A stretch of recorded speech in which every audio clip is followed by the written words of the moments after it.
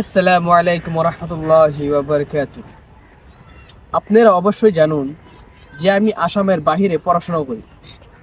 একটা উত্তরপ্রদেশ একটা স্টেটের নাম, ওখানে আমি পড়াশোনা করি মাদ্রাসায় এবং কি কলেজে, তার সাথে সাথে পড়াশোনা করি। তো আজকে আমাদের মাদ্রাসা থেকে অল্প দূরে আমরা ঘুরতে এসেছি।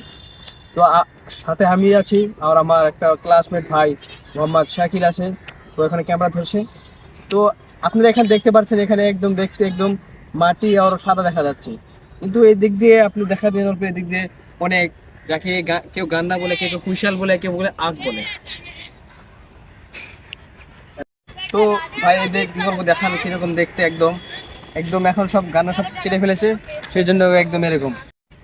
আর দেখতে এরকম লাগছে যে এখন কিবা সকাল টাইম, বাট এরকম সকাল টাইম না, এটা হলো আসরের টাইম।